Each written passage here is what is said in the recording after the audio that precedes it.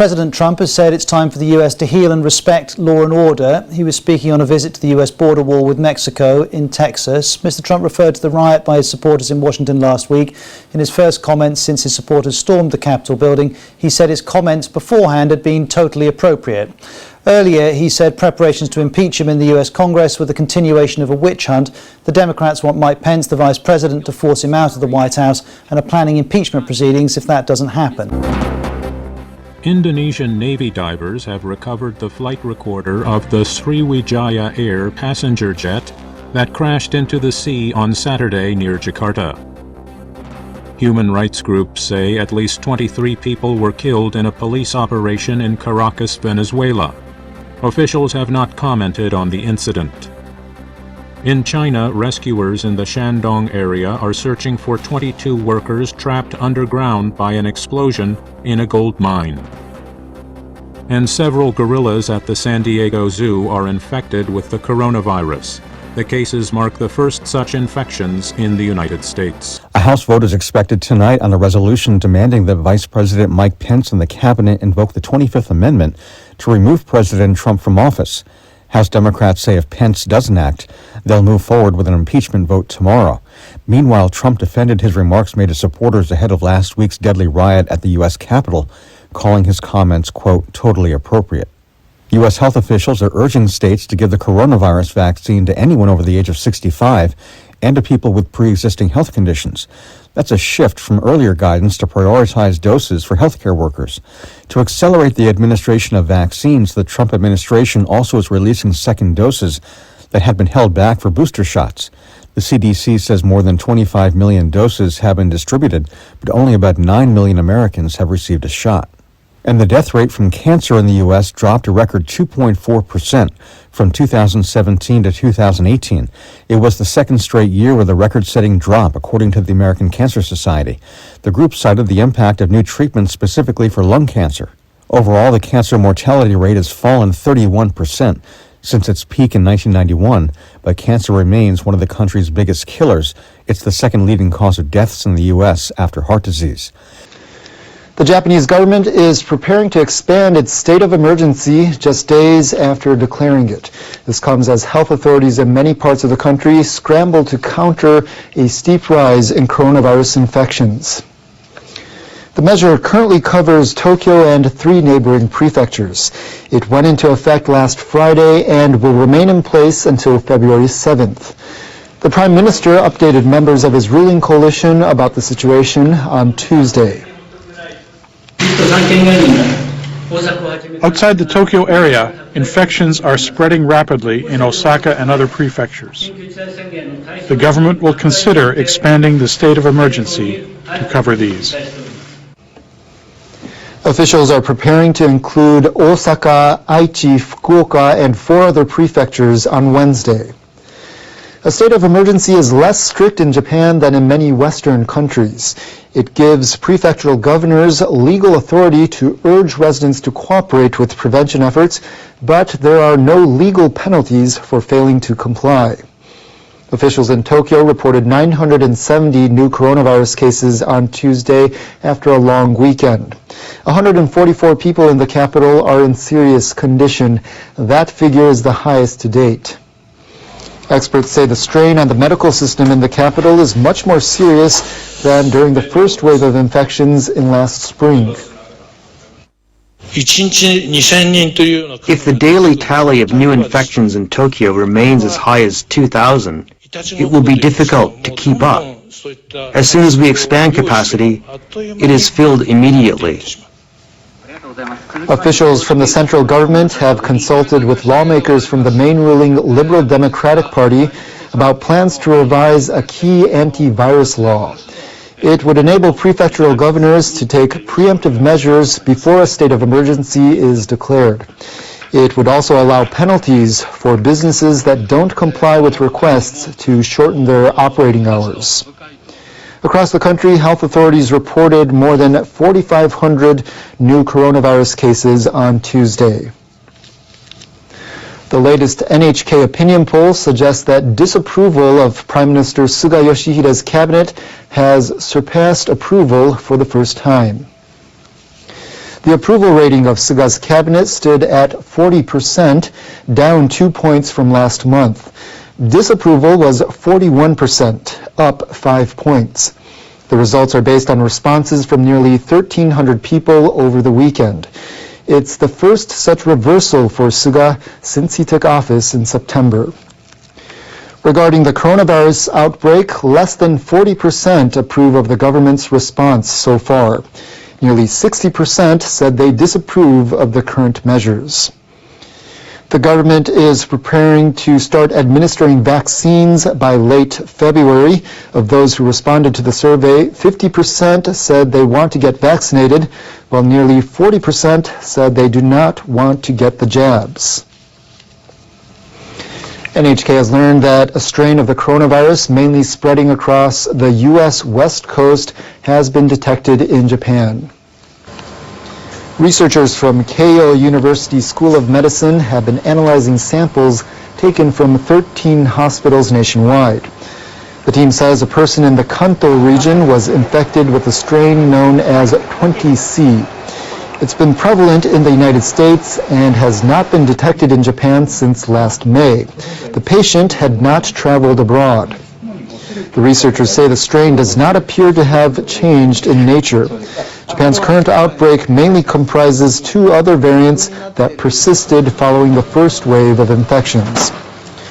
Quarantine officials are stepping up measures to keep out variants found in Britain and South Africa. Both are said to be highly transmissible. It's important to analyze the genes of coronavirus strains nationwide and grasp the situation quickly and accurately.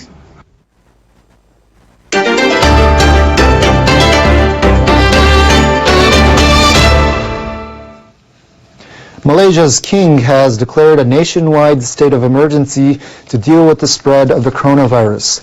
The royal palace noted in a statement on Tuesday that the COVID-19 situation in the country is at a very critical level and stressed the need for the declaration. In a televised address on Tuesday, Prime Minister Muhyiddin Yassin said the emergency will last until August 1st or earlier if the situation can be brought under control. The decree came just a day after Malaysia announced new travel restrictions for 6 states for a period of 2 weeks starting Wednesday. The Prime Minister also said that under the emergency decree, there will be no elections or sessions of parliament or state assemblies. But he emphasized that the country will continue doing business as usual. He said there will be no curfew, but that the period of emergency will give Malaysia much-needed calm and stability to focus on economic recovery and regeneration. Malaysia has been experiencing a spike in cases since a 3rd wave of infections began to sweep across the country in September.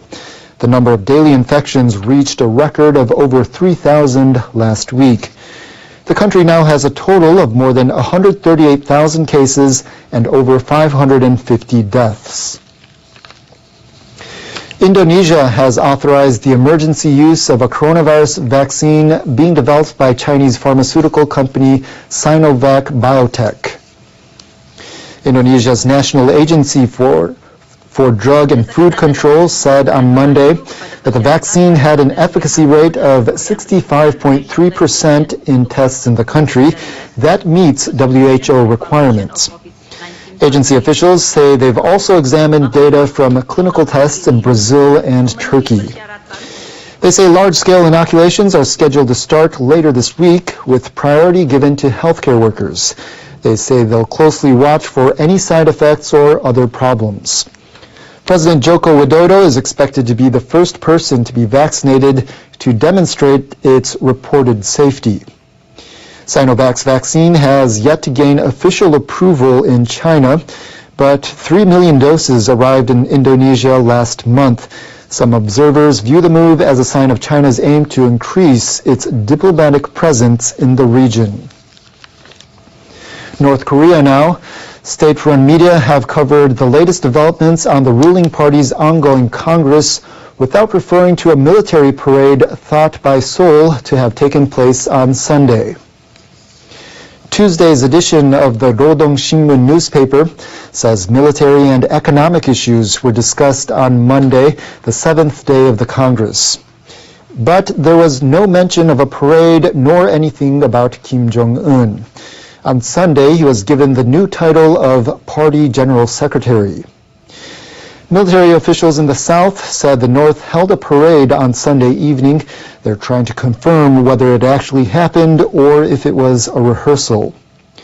The Rodong Shinmun paper did say invitations to a commemorative event have been sent to people who contributed to the party or the military. It's unclear when it'll be held and in what form. In the South, news outlets including Yonhap say it could be a parade featuring both soldiers and civilians. Taiwan is rolling out a new passport design it hopes will stop countries from confusing its citizens with Chinese nationals. The new document more boldly displays the name Taiwan, shrinking the words Republic of China. Officials say they were motivated by complaints from Taiwanese passport holders who say they were mistakenly subjected to the same pandemic travel restrictions placed on Chinese nationals. When it comes to the new passport rollout, I think that having the word Taiwan displaying our citizenship is really great. Taiwan is also making changes aimed at ensuring it gets proper credit for foreign aid. These cargo planes from Taiwan's China Airlines now feature an outline of the island.